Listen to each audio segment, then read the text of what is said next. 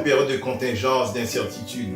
Ouais, la montée en puissance de l'inflation, ainsi que la famine qui s'invite dans des contrées que même dans nos délires les plus fous auront pensé. Nous disons, va ce monde, qu'en serait-il demain? Les choses qu'autrefois que nous croyons certains va paraître ébranlées et même s'écrouler, alors que nous, d'entre nous sont maintenus artificiellement du vivant par des pilules ou des thérapies de toutes sortes. La solution à tout cela, c'est Jésus le Christ. Peut-être que vous dites à l'intérieur de vous, j'ai déjà donné une chance à Jésus. En fait, lui avons-vous offert une vraie chance? Et certains disent ceci avec raison, qu'il en soit une situation d'emploi ou toute autre, ils n'ont su me donner une vraie chance. Mais qu'en est-il de vous? Avez-vous offert une vraie chance à Jésus le Christ? Offrez-lui donc une vraie chance et vous saurez voir ce qu'il fera dans votre vie. C'est la raison pour laquelle nous invitons à tenir un culte à sa gloire et ce dimanche après dimanche de 10h à midi. Nous sommes localisés au 213 rue du Médoc, Terrebonne, Québec, code postal J6W 6K6. Nous comptons vous voir nombreux et serons heureux de vous rencontrer.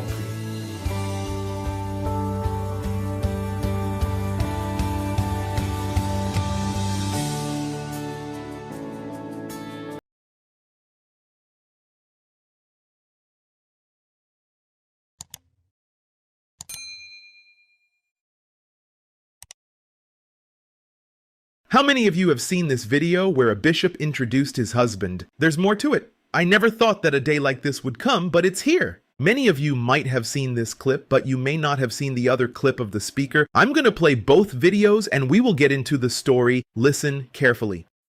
My beautiful husband right there.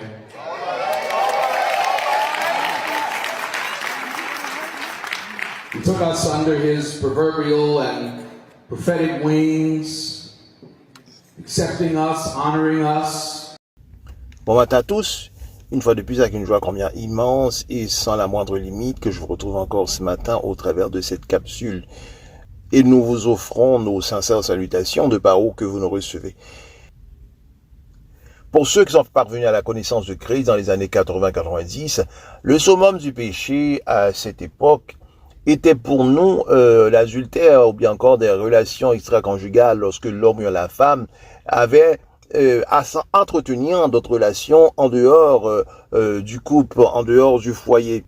Et dans les années 2000, nous le disons même sans nous-mêmes nous tromper que la nudité est omniprésente au sein de nos assemblées et que les femmes refusent de manière catégorique afin de se comporter, de se conformer et au niveau de leur tenue.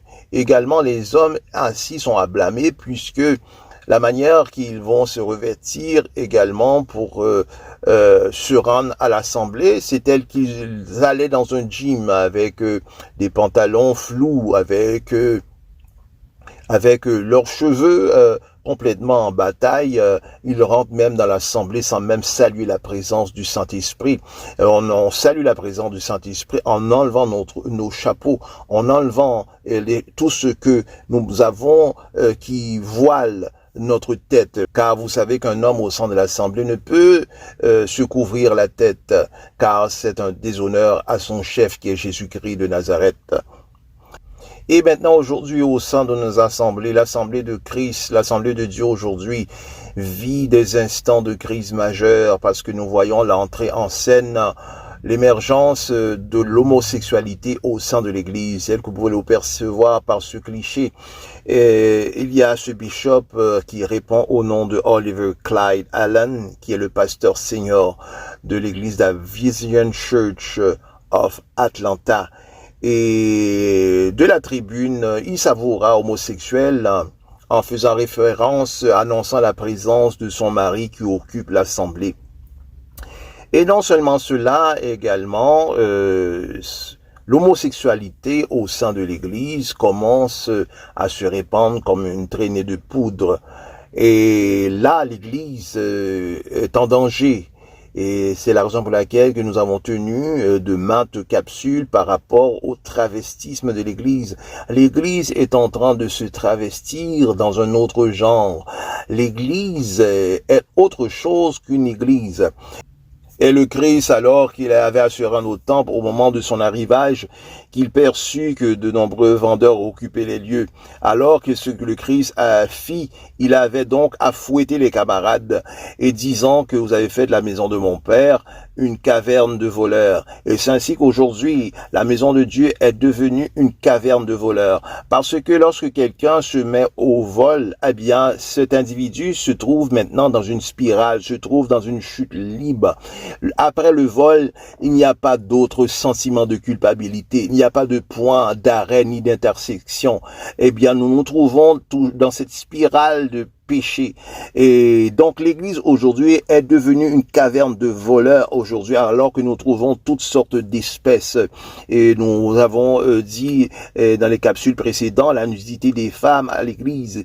Et aujourd'hui, les homosexuels maintenant commencent à pleuvoir maintenant, comme puis au printemps au sein de nos assemblées. Et il n'y a pas que l'église de Davision Church of Atlanta, mais il y a également de multiples églises que nous trouvons au travers du globe qui réunissent des homosexuels. Et le message qui est prêché, c'est un message dangereux, même pernicieux, parce que dans le message qui est véhiculé, et parfois même aux non-initiés, ou bien encore aux nouveaux convertis, si vous voulez, et ils ont à dire que vous n'avez point besoin de retenue, vous n'avez pas besoin de faire montre de prudence, vous n'avez pas besoin d'avoir une vie en aparté avec le Seigneur, vous n'avez pas besoin maintenant de mener, de poursuivre dûment, inlassablement cette vie de sanctification, et disant que tout le monde, tous, nous pouvons aller au ciel, peu importe la manière que nous avons à vivre. Sache que cette doctrine-là, qui est tenue par ces églises homosexuelles, c'est la doctrine des Nicolaïtes. Ce sont ces églises que nous trouvons au travers de Apocalypse. Souvenez-vous qu'il y avait 7 anges, 7 églises au niveau de l'Apocalypse. Donc nous trouvons Smyrne, nous trouvons Philadelphie et nous trouvons également Pergame. Il y avait également Laodicée. Ces églises qui est conduit, qui est sur la responsabilité des homosexuels, c'est l'église de Laodicée. C'est l'église que disait riche alors qu'il est pauvre. Et c'est ces églises que le Seigneur a dit lorsqu'il viendra qu'il les traitera pire que Sodome et Gomorrhe. Dieu aime les homosexuels car Dieu ne fait exception de personne. Mais toutefois qu'il en est de la pratique du péché de l'homosexualité, eh bien Dieu a une parfaite haine, car cela est une abomination devant lui. La Bible nous informe que l'homosexualité est un péché, puisque selon Lévitique 18-22, il est dit « Tu ne coucheras pas avec un homme comme on couche avec une femme ». Ce serait une abomination, c'est-à-dire que ça sera un péché, et que nous pouvons tourner la chose dans le sens que nous désirons le faire. L'homosexualité est un péché condamnable devant Dieu. Et ils vont prétendre plutôt, pour ceux qui pratiquent cela, pour ceux qui vont dans ce registre, pour ceux qui s'associent à ce canevas, à savoir que l'homosexualité, c'est une déficience génétique. Je vous dis ce matin, écoutez cela. L'homosexualité n'est point une déficience physique ni cognitive. L'homosexualité, alors que les scientifiques ont eu à tenir des recherches, il y a, nous disons, fin des années 90, début 2000, et ils ont trouvé que l'homosexualité est répandue sur beaucoup d'espèces d'animaux tels que les singes, chez les bonobos, les macaques, également les primates. Et ils ont dit que l'homosexualité est trouvée, c'est une question de relation sociale, c'est-à-dire que les macaques, lorsque un a offensé l'autre, alors pour pouvoir se réconcilier, pour pouvoir bénéficier du pardon de l'autre, alors ils vont entretenir des relations d'attouchement, de fellation, des accouplements également, afin qu'ils puissent resserrer leur amitié, leur acceptation. Et Également, il est dit ainsi que l'homosexualité, nous pouvons rencontrer cela chez les oies. Et les oies, lorsqu'ils font nid, souvent, ils ne font pas nid avec mâle et femelle. Ils peuvent également cohabiter mâle et mâle ou bien femelle et femelle. Mais je vous dis la chose ce matin, écoutez ma voix. L'homosexualité, c'est un péché, nous savons, qui est l'auteur, qui est la base du péché. Nous savons d'où vient l'industrie, l'usine du péché. C'est les ténèbres du diable. Donc, l'homosexualité ne vient point de Dieu. Dieu ne peut créer un homme, ni une femme, ni aucun animal homosexuel. Parce que, écoutez, parce que Dieu, c'est le maître d'œuvre. Dieu a créé, c'est la raison pour laquelle que David affirme au travers de ses psaumes que Éternel, que tu es grand, que car ta magnificence recouvre toute la terre. Donc la magnificence de Dieu, la gloire de Dieu couvre toute la terre, c'est-à-dire couvre les hommes ainsi que le bétail, que les animaux, la magnificence, la gloire de Dieu. Donc la gloire de Dieu ne peut avoir aucune déviation en elle, ne peut avoir aucune défaillance entre la gloire de Dieu. Et ceux qui se plaisent à la pratique de l'homosexualité ont pour alibi de dire que il s'agit qu'ils sont pas dans le bon corps. Donc alors ils se sentent femmes ou bien hommes, mais toutefois leur corps n'est pas en harmonie, n'est pas en relation avec leur esprit. Et je vous dis la chose suivante, ceci c'est réellement, ils prennent un prétexte pour pouvoir pratiquer le péché, parce que il n'est pas possible qu'ils puissent naître dans le mauvais corps, parce que la chose est que lorsqu'il y a présence de fœtus, c'est Dieu lui-même ou bien encore sur l'ordonnance de Dieu que les anges vont maintenant relâcher l'esprit afin que l'esprit puisse rentrer dans le fœtus. Donc c'est Dieu qui relâche l'esprit. Qui, de moment que Dieu est à relâcher l'esprit, alors l'esprit fait son entrée dans le fœtus. Alors, nous savons qu'il est impossible pour Dieu de se tromper. Il est impossible pour Dieu de se tromper.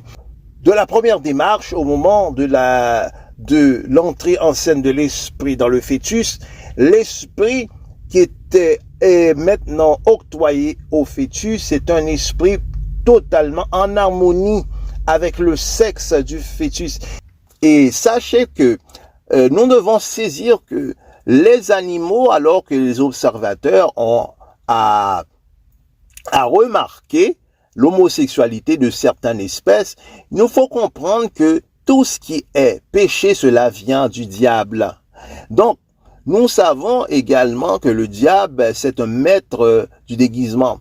Et le diable est à posséder des corps, aime à posséder des corps, car nous savons que les anges, lorsqu'ils ont été précipités sur la terre, il y a ces anges-là qui se sont trouvés dans l'eau, d'autres sont trouvés au désert, parce que au moment qu'ils sont chassés, eh bien, ils n'ont pas de repos.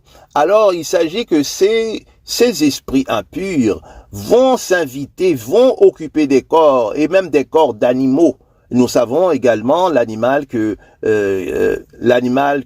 emblématique ou bien symbolique que le diable aime occuper, c'est le serpent et le chat. Et donc, il y a non seulement le chat, mais il peut aussi occuper le corps de n'importe quel animal que nous avons su percevoir au travers de la Bible. Il a occupé le corps des porcs, alors que Jésus a chassé l'esprit de liégeon qui était dans le jeune homme du cimetière. Alors ce jeune homme de Gabaran. Alors, il lui a chassé ces démons, ces esprits impurs qui vont occuper le corps du troupeau de porcs. Et donc, les esprits impurs peuvent s'inviter dans n'importe quel corps. Et c'est les singes que les scientifiques maintenant font la découverte qui ont des comportements homosexuels. C'est simplement, ce sont des esprits impurs qui se sont invités dans dans ces animaux. Donc nous savons également que le monde vit une dualité et nous savons du côté des deux parties, des parties de Dieu, nous faisons des recherches archéologiques pour pouvoir approuver ce que la Bible dit. Et de l'autre partie du diable, il y a également des recherches archéologiques qui sont faites afin de pouvoir maintenant mettre le péché en honneur et même en faire l'ovation du péché et de rendre cela acceptable comme tout autre bon geste et bonne manière. J'en sais que le diable maintenant va mettre des points de repère afin de pouvoir mettre son ministère à l'honneur au travers de ces découvertes. Compte tenu que les scientifiques feront la découverte de l'homosexualité auprès des animaux, eh bien encore maintenant, il s'agit que les hommes maintenant vont se satisfaire, ils vont se complaire maintenant afin de vivre leur vie homosexuelle. Et l'Église aujourd'hui est en grand danger. Alors l'individu avec le désir et la volonté qu'il a à la pratique de l'homosexualité aura pour prétexte qu'il est né ainsi. Mais tel que nous avons dit un peu avant, ce sont des esprits impurs qui viennent maintenant s'inviter, qui viennent se loger dans le corps. Et l'individu est totalement ignorant parce qu'il se trouve en terrain inconnu. Eh bien, c'est l'esprit impur maintenant qui va le propulser, qui va le conduire à une forme d'excitation vers le genre du même sexe. Et sur ceci, nous pouvons saisir qu'un individu qui mène une vie d'homosexualité doit comprendre que ce sont des esprits impurs qui viennent à posséder ses corps. Et nous savons également le summum de la possession démoniaque, ce n'est pas lorsque l'individu, l'esprit impur, est à posséder son corps et que l'individu tombe par terre et à se rouler sur lui-même. Mais le plus haut, le summum de la possession démoniaque, c'est lorsque l'esprit impur maintenant vient s'inviter et va faire camouflage dans le corps. Il est là dans le corps, mais nous ne le savons pas qu'il est là. L'individu se monte dans un parfait raisonnement, il se monte dans un bon sens irréprochable. Et alors que dans tout ce bon sens, eh bien, derrière tout cela, il y a un esprit impur qui est caché. Et souvent, la preuve est que un individu peut être n'importe quoi et occuper n'importe quel emploi honorable, mais il est attaché à la cigarette, ou bien encore il est alcoolique, ou bien encore ça donne à des pratiques fétiches, c'est-à-dire il a une vie sexuelle un peu débridée. Il aime par exemple aller entretenir des relations sexuelles avec des morts et vice-versa. Donc nous pouvons saisir la chose, est-ce qu'un individu correct, un individu qui fonctionne bien dans sa tête pourrait, parmi tant de vivants qu'il est sur terre, maintenant va s'orienter maintenant pour aller dans un salon funéraire afin d'entretenir des relations sexuelles avec des morts. Cela dépasse tout bon entendement, tout bon raisonnement. Alors donc, nous pouvons comprendre que cet individu est possédé par un esprit impur. C'est de l'homosexualité. L'homosexualité, c'est un esprit impur qui s'invite et qui loge ce corps et qui fait en sorte que un individu de même sexe ait une appréciation ou bien encore une attirance envers un autre individu de même sexe. Et tous ceux qui sont dans l'église et même hors de l'église, qui aient une vie homosexuelle, doivent passer par la délivrance.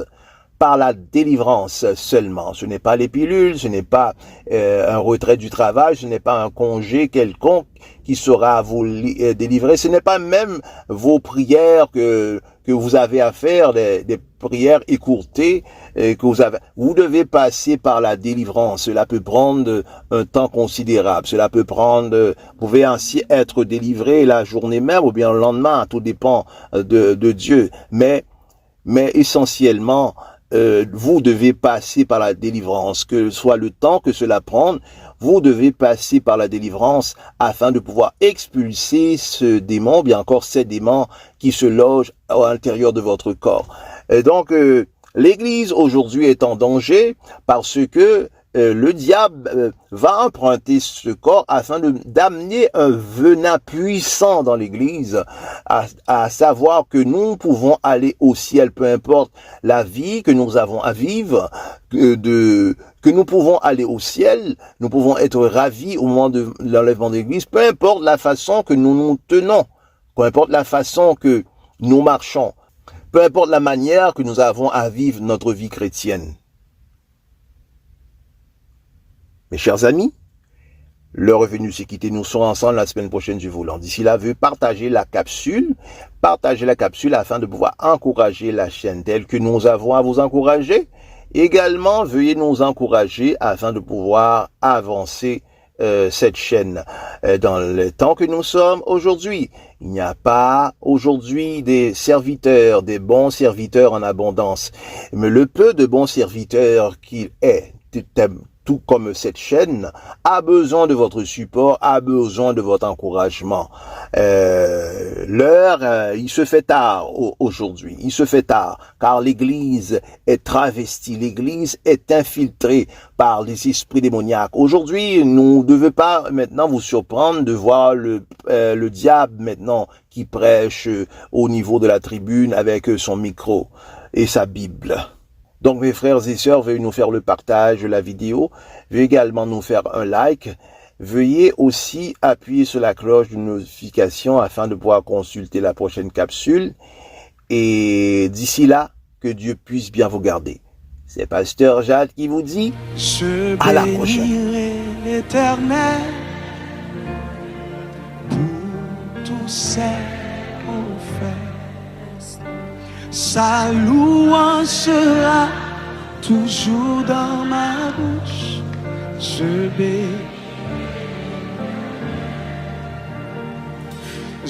bénirai l'Éternel.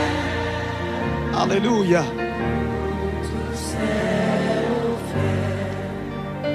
Sa louange sera toujours dans ma bouche. Je bénirai l'Éternel. Qu'est-ce qui a passé dans mieux l'autre comme dit ça? Je bénirai l'Éternel. Même Jacques David.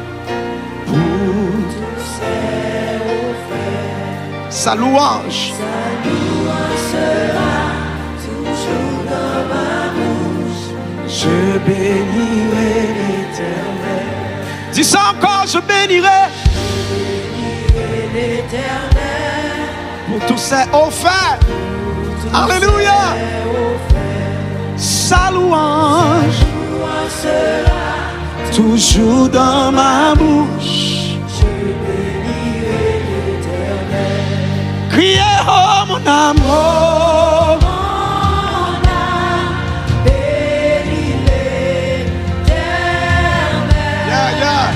Bénis, bénis, le Dieu d'amour. Oh, oh, oh, mon âme, oh, mon âme, bénis l'Éternel. Parce qu'il t'a fait du bien. Parce qu'il t'a fait du bien. J'exalterai.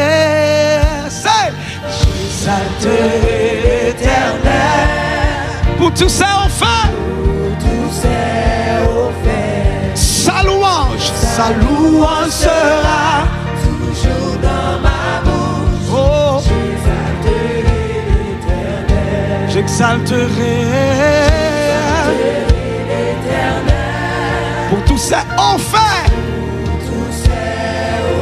Combien de monde cap compter les bienfaits de Dieu dans la vie au Kounia? Sera toujours dans ma bouche.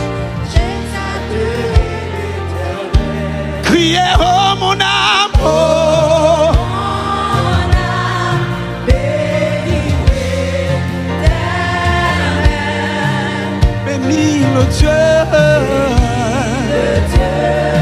d'amour. Oh, oh, oh mon âme.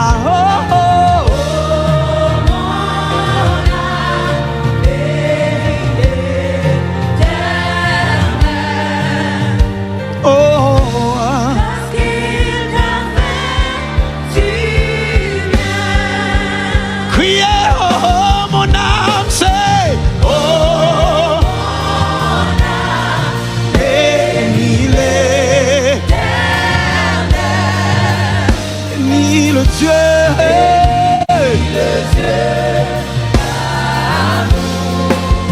Oh, oh, oh, mon âme. Oh, oh. Bénis l'Éternel parce qu'il t'a fait du bien. Quand mon Seigneur a fait bien, quand mon Seigneur a fait bien, t'as pleuré mais on crie. Oh,